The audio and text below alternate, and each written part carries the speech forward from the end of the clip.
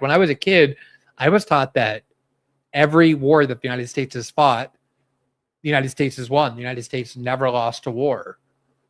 And then I came to understand what happened in Vietnam and realized just how false that was. The United States absolutely lost the war in Vietnam, even though the United States fought there for more than a decade, lost close to 60,000 Americans, killed millions of Vietnamese. The war did, left generations impaired by chemicals and Agent Orange and the like. And yet Americans were constantly told, oh, we're winning the war. They were told that from the beginning. Americans were absolutely taught to believe from the beginning of that war that we were on the verge of defeating North Vietnamese communists. And the whole point of the Pentagon Papers, which Daniel Ellsberg released, almost went to prison for, was that he discovered, despite having been an early advocate of the Vietnam War, despite having been somebody who helped planned it inside the Rand Corporation, he came to realize that the United States was lying to the American people about exactly that issue. They were telling the American people, oh, we're on the verge of winning. We just need another 6 months. But internally, the Pentagon knew that there was no possibility they could win the war in Vietnam, no matter how much indiscriminate force they used, no matter how many civilians they slaughtered, that the best they could hope for was a standstill. And that's why Ellsberg came forward and came very close to going to prison. He would have gone to prison for life, the way they're trying to do with Joe Kent now, for him having revealed the truth about the war, that Iran was posing no imminent threat. Now, I will remind you that the same exact thing happened in Iraq. And that attack happened on March 19th, 2003, through what was called shock and awe. The display of force and destruction that we were going to bring was so terrifying, so psychologically destructive, unlike anything anyone has ever seen. Shock and awe. It was going to shock them into submission. And we were told that's what happened, that there was no fight back, there was no pushback. Saddam's government had dispersed. The Iraqi army was no more. They were surrendering. They were defecting. Less than 6 weeks later, George Bush flew to the region onto an aircraft carrier, pranced around in a fighter pilot's costume for a while, then got into his presidential gear, spoke in front of a sign that said mission accomplished, because we were told we had won the war. Less than 6 weeks. This is May 1st, 2003. And everybody understands what happened. And so here we are.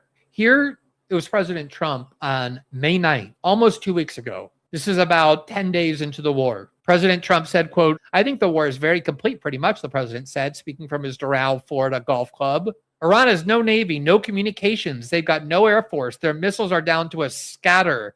Their drones are being blown up all over the place, including their manufacturing of drones. Quote, if you look, they have nothing left. There's nothing left in a military sense. Do you know how many spectacular attacks Iran has carried out since then, since we were told they have no communications, basically no missiles left, no drones, no manufacturing of drones, just a scatter? They've been barraging Israel over the last 48 hours and pummeling many of their cities.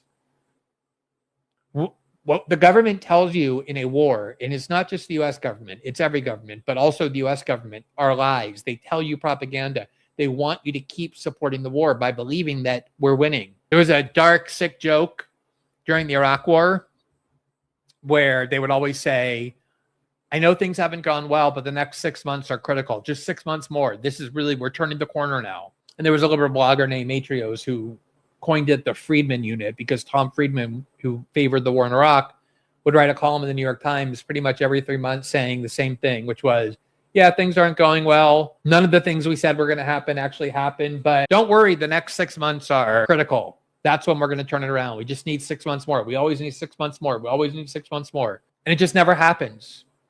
That is the history of our wars.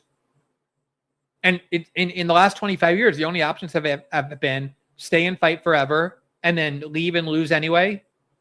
The United States finally left Iraq, basically turned it over to Iran. Iraq and Iran were sworn enemies previously. And after the Iraq war, the big winner of that war was Iran, which had more influence inside Iraq than ever, as well as the emergence of ISIS.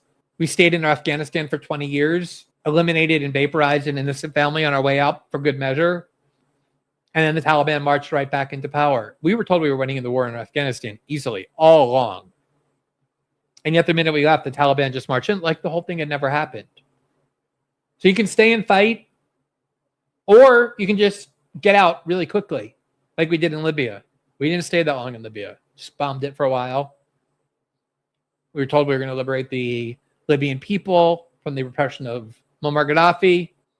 And then we leave, and Libya is the worst hellhole on the planet. anarchy and slave markets and the control of ISIS in a country where ISIS had basically no foothold, to say nothing of the absolutely tragic migrant crisis where huge numbers of people die, Libyans fleeing that country, swamping much of Europe, the effects of which politically and culturally and socially are still very much visible today. These are what American wars are. And it has been unbelievable to me. And I confess that maybe I've been naive. I really thought that having lived through the Iraq War, and it was really the thing, it was the post 9/11 events that really were the impetus for me to leave law and start wanting to be involved in our political discourse and ultimately do journalism.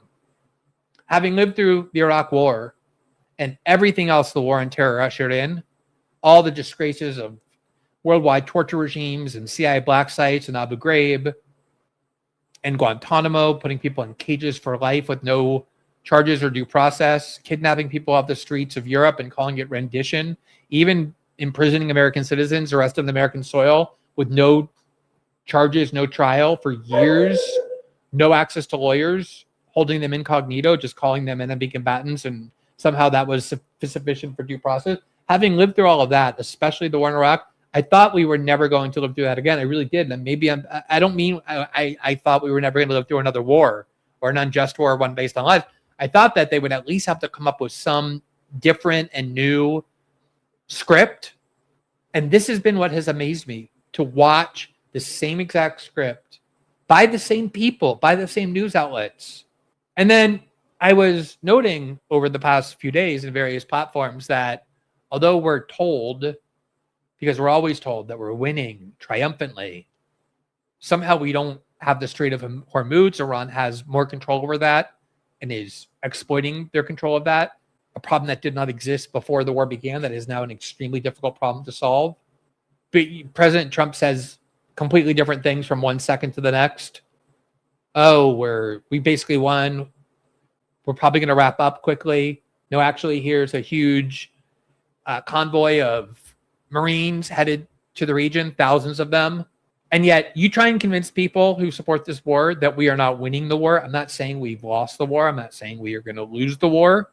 The United States has by far the most expensive and powerful military on the planet still. And Israel, because of our largesse, also has a very powerful military. And both countries are obviously very devoted to destroying Iran. I'm not saying Iran is going to win, just saying the United States and Israel haven't won anything and aren't even winning. But if you say that, people get enraged at you as though it's your fault, as though you shouldn't be saying it, even if it's true. So yes, the United States has killed a bunch of Iranian officials, including, by the way, the Iranian officials with whom the United States was negotiating to try and supposedly avoid a war diplomatically, and also the Iranian officials that Trump said he would have liked to have seen as candidates to govern Iran because they were more moderate and restrained, but they were the ones that Israel killed, just like Israel killed the Iranian negotiating team at the start of the last war, the 12-day war. The people with whom Trump was negotiating were the ones that Israel killed first because they don't want anyone there who is willing to negotiate a peace because they want war. They want to lure the United States into a war to destroy their main adversary in the Middle East, which is Iran now, after Iraq is gone, after Syria is broken up into tiny little pieces, after Lebanon is in nothing but debris. The Israelis are taking more and more of southern Lebanon, just taking it as their own. Apparently, Lebanon doesn't have a right to exist the way we're always forced to say that Israel does. These anti-missile air defenses are not things you just snap up in order and get on the phone with Boeing and say, hey, send 1,000 more. These are extremely expensive systems. They take years to develop.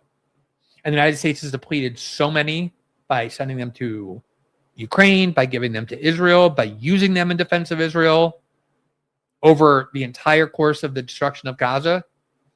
And the U.S. is running low. Israel is running low. The Gulf states are running low, which is why they're now getting pummeled. There's a very serious vulnerability.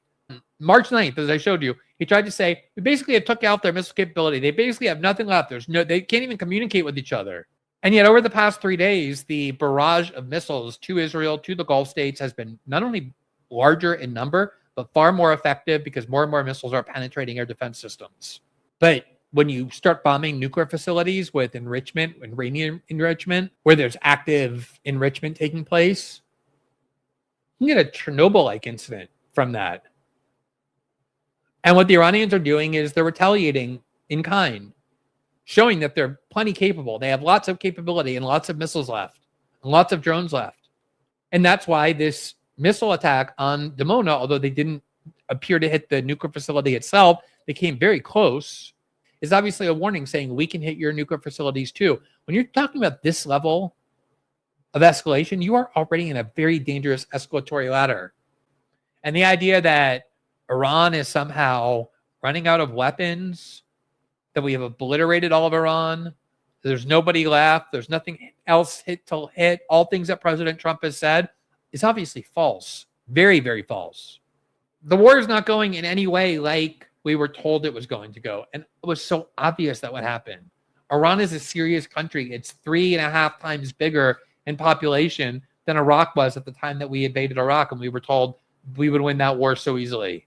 Iran is a much more serious country, a much more formidable country, a lot of intellectual talent, a lot of scientists. Persian culture and civilization has been around for thousands of years.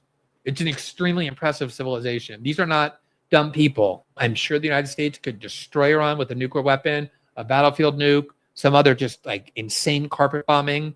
But they clearly have a lot of strategies to impose a great deal of pain on Israel, on the Gulf states, on the global economy, on the oil trade, on commercial shipping, and on the United States. And this is not an easy war for us to extricate ourselves from. Trump has very few good options here. He can commit himself to the kind of protracted, prolonged war, or he can just stop and pretend that he won, even though he won nothing, and everyone will see he won nothing. And Trump can decide he wants to end the war. That doesn't mean the war ends, because Iran also has to decide that they want to end the war. It's not at all clear the Iranians want to. Again, they believe they're winning, and they want to extract benefits and protections because they don't want to stop the war only to be back in this position 6 months later.